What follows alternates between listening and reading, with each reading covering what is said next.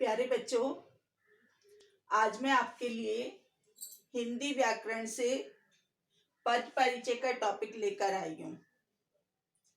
पद परिचय 10th standard में 4 नंबर का क्वेश्चन आता है।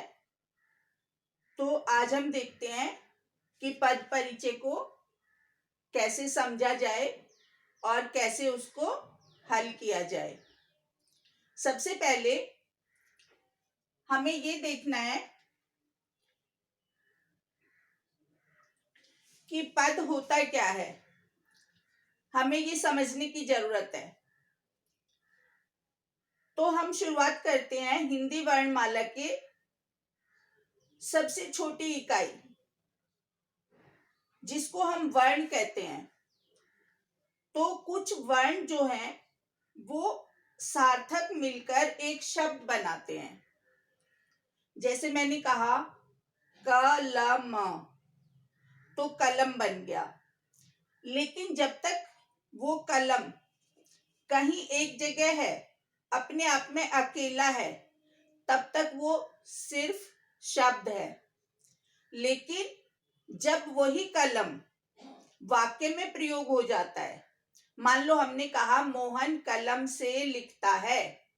अब ये जो कलम शब्द है ये वाक्य में प्रयोग होकर एक पद बन गया।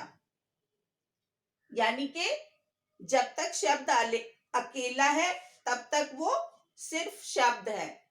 लेकिन जब वो व्याकरण के नियमों में बंधकर एक सार्थक वाक्य के रूप में प्रयोग हो जाता है, तब हम उसे कहेंगे पद।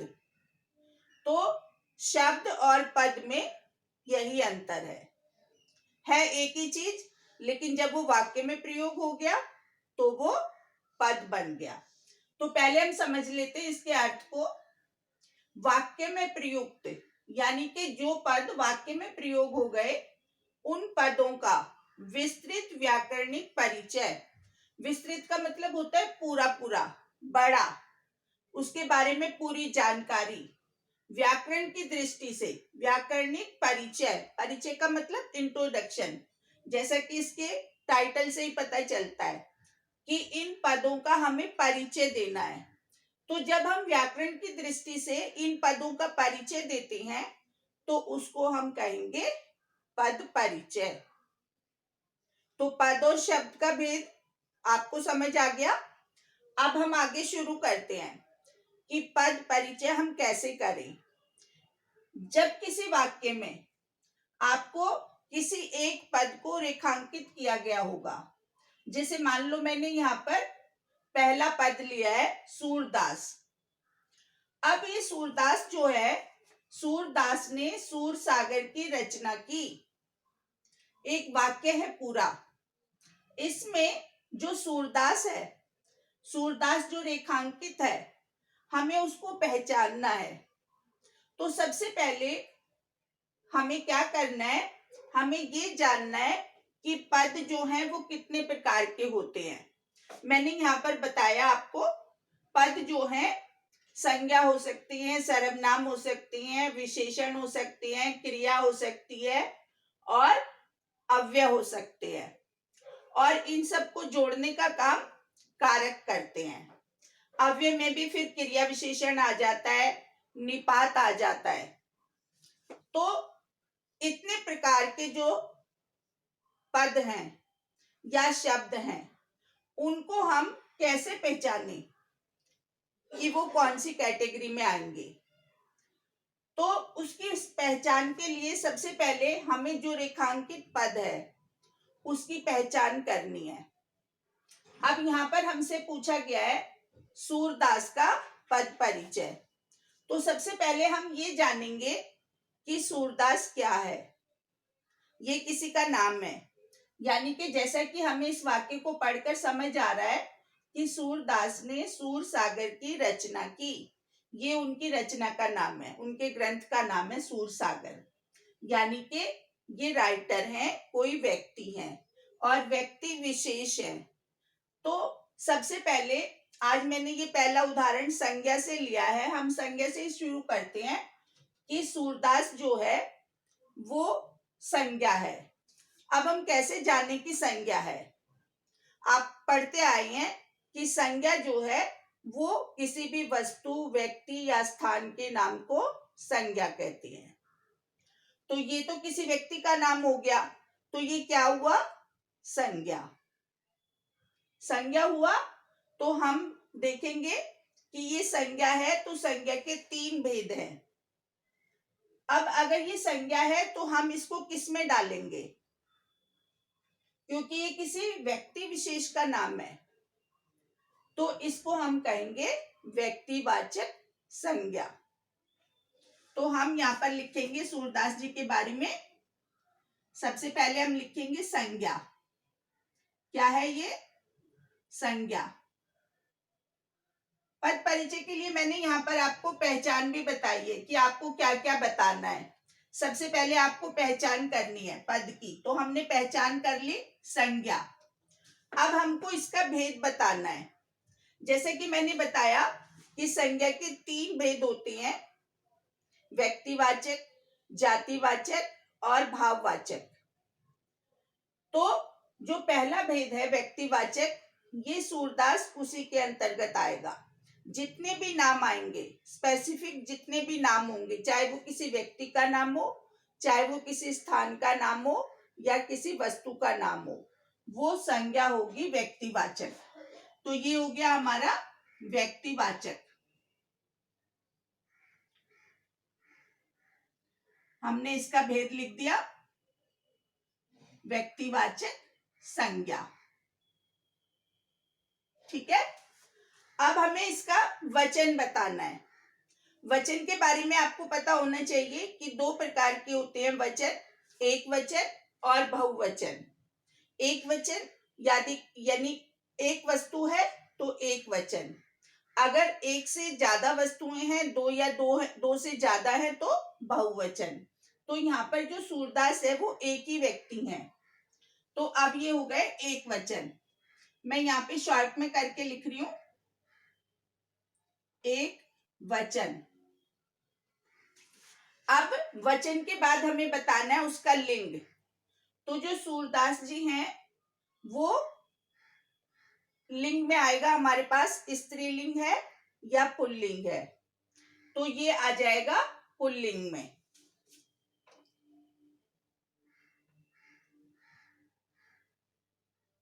हमने लिख दिया लिंग भी, इसका बता दिया पुल्लिंग।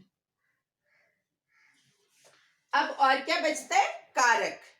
जब हम संज्ञा और सर्वनाम इनके जब हम परिचय देंगे तो हमें ये चीजें बतानी होगी। पहला पद की पहचान, फिर उसका भेद, फिर उसका वचन, फिर उसका लिंग और फिर उसका कारक।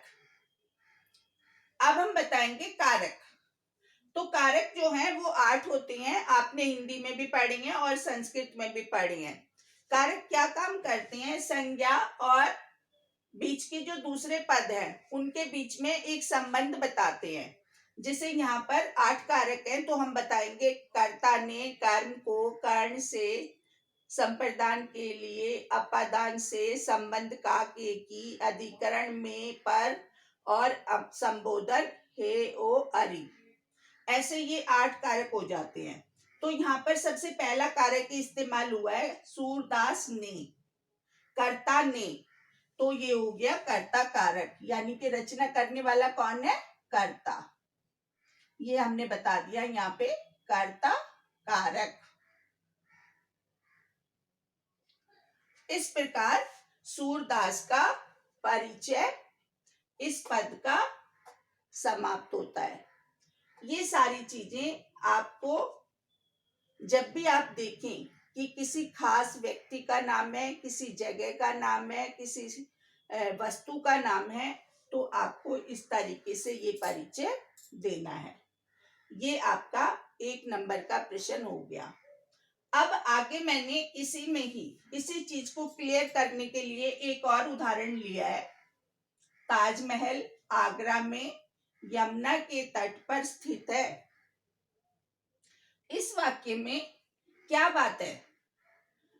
मैंने यहाँ पर ताजमहल, आगरा और यमुना, ये तीनों नाम लिए तो ताजमहल किसी इमारत का नाम है, आगरा किसी शहर का नाम है, यमुना किसी नदी का नाम है। तो यहाँ पर इन तीनों ही पदों में हमें क्या बताया जा रहा है कि ये किसी विशेष का नाम है। तो जब भी किसी विशेष का नाम आएगा, जैसे ताजमहल एक ही है, तो ताजमहल, इमारतें तो और भी हो सकती हैं ताजमहल जैसी, लेकिन ताजमहल क्योंकि विशेष है इसलिए ये संज्ञा में ही जाएगा और इसको हम नाम भी देंगे व्यक्तिवाचक।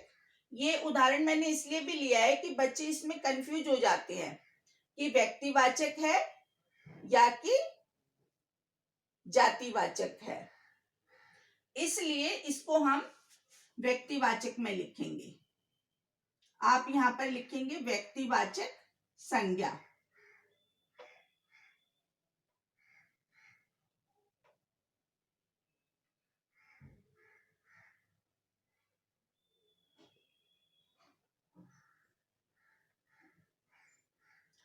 अब यहां पर हमने इसको व्यक्तिवाचक संज्ञा बता दिया, लेकिन इसके जो भेद है हमें इसी तरीके से बताने हैं। ताजमहल एक है या बहुत सारे हैं? वचन बताने के लिए हम बताएंगे एक है, तो हम बताएंगे एक वचन। शॉर्ट में करके लिख रही हूं। अब इसका लिंग बताएंगे। कैसे लिंग का पता करेंगे? ताजमहल क्या है? ताजमहल को किस में डालेंगे हम, स्त्रीलिंग में या पुल्लिंग में? इसको पहचानने के लिए हम क्या तरीका अपना सकते हैं? जैसे हमने कहा हाँ हमने ताजमहल देखा, हम ये तो नहीं कहेंगे हमने ताजमहल देखी, नहीं ना। तो अगर हमने कहा देखा तो हम इसको कहेंगे पुल्लिंग।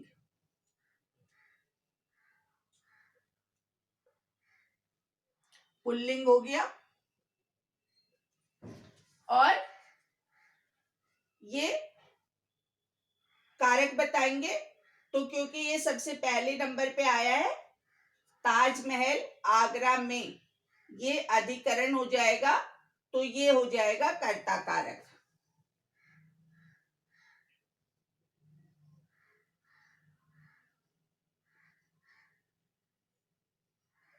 हम यहाँ पर इन सारे पदों का परिचय नहीं करेंगे, ये मैंने सिर्फ आपको समझाने के लिए अंडरलाइन किए थे।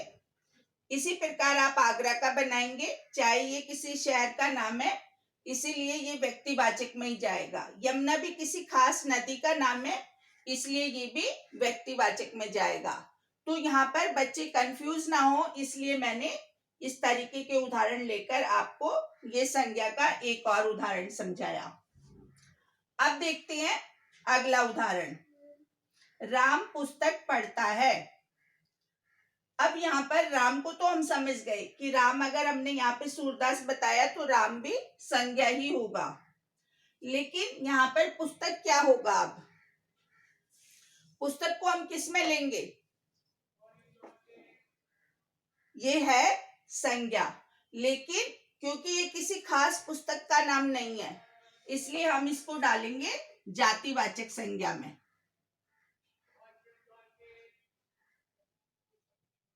बहुत सारी पुस्तक हो सकती हैं इसलिए ये किस में आएगा? जातिवाचक संज्ञा में। जब हम किसी विशेष की बात ना कर रहे हो और जो चीज है वो कोई वस्तु हो तो तब हम उसको जातिवाचक में डालेंगे। जैसे बहुत सारी पुस्तकें हो सकती हैं, बहुत सारे बच्चे हो सकते हैं, बहुत सारे पेड़ हो सकते हैं, बहुत सारी नदियां हो सकती हैं, इसलिए ये सब जातिवाचक में जाएंगे। यहाँ पर भी अगर नदी होता तो हम उसको जातिवाचक लिखते, लेकिन यदि यमुना है तो हम उसको व्यक्तिवाचक में लिखेंगे। अब पुस्तक है तो क्या लिखोगे इसको? एक पुस्तक है या बहुत सारी पुस्तक है? वचन बताने के लिए हम बताएंगे एक ही पुस्तक है। राम पुस्तक पढ़ता है, पुस्तकें नहीं है, तो ये हो गया एक वचन। अब पुस्तक को कैसे कहोगे? पुस्तक जो है वो स्त्रीलिंग है या पुल्लिंग है? लिंग बताने के लिए हम कहेंगे मैंने पुस्तक पढ़ी। हम ये नहीं कहेंगे मैंने पुस्तक पढ़ा। तो पढ़ी का मतलब स्त्रीलिंग, तो हमने इसका लिंग बता दिया स्त्रीलिंग। अब इसका लिंग भी हो गया। अब हम इसका और क्या बताएंगे, कारक बताएंगे। तो राम किसको पढ़ रहा है, पुस्तक को। यहाँ पे कारक जो है यहाँ पे अंडरस्टूड है, नजर नहीं आ रहा आपको को लिखा हुआ, तो कई बार नजर नहीं आता लेकिन वहां पर होता है, समझा जाता है। तो राम किसको पढ़ रहा है, पुस्तक को। तो ये हो जाएगा हमारा कर्म कारक। कर्म कारक। अब ये पुस्तक का पद परिचय हो गया। ठीक है, अब हम चलते हैं अगले पर। प्रधानाचार्य ने आपको बुलाया है। ये उदाहरण, इसमें मैंने आपको अंडरलाइन किया है। अब हम देखते हैं कि ये जो पद है ये किस में जाएगा। प्रधानाचार्य ने आपको, यहाँ पर नाम नहीं आया किसी का, लेकिन ये कह दिया कि आपको बुलाया है, यानी कि ये जाएगा सर्वनाम में। इसको पहचानने का तरीका यही है कि जब हम किसी से बात करते हैं तो उसमें दो व्यक्ति हो जाते हैं और तीसरे की बात करते हैं। जैसे मैंने वहां पर बताया आपको कि सर्वनाम के 6 भेद होते हैं, जिसमें सबसे पहला भेद होता है पुरुषवाचक।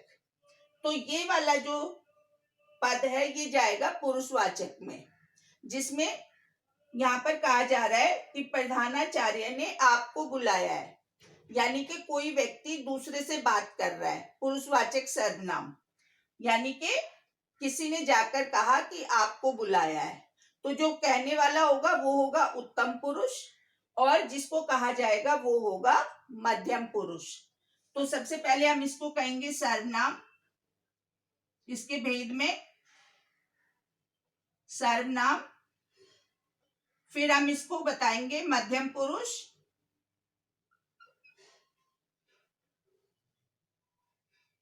शॉर्ट में करके लिख रही हूं मैं यहाँ पे, आपको बुलाया है। अब हम बताएंगे एक बंदे को बुलाया है या कईयों को बुलाया है, एक को, तो ये हो जाएगा एक वचन। हमने वचन भी बता दिया। अब आपको बुलाया है, हमें नहीं पता चल रहा कि जिसको बुलाया है वो स्त्रीलिंग है या पुल्लिंग है, तो अगर ऐसा शब्द आ जाए तो हम दोनों लिख देंगे, स्त्रीलिंग भी लिख देंगे ऑब्लिक करके, पुल्लिंग भी लिख देंगे।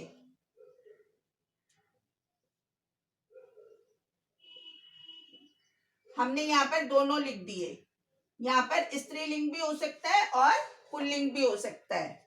अब हमें बताना है, जैसे हमने संज्ञा में बताया था कारक, ऐसे ही अब हमें यहाँ सर्वनाम में भी कारक बताना है। आपको, कर्ता ने कर्म को, तो ये हो जाएगा कर्म कारक।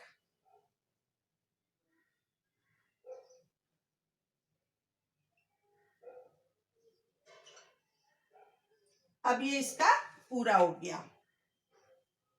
एक और उदाहरण देखते हैं। सरिता मेरी बहन है।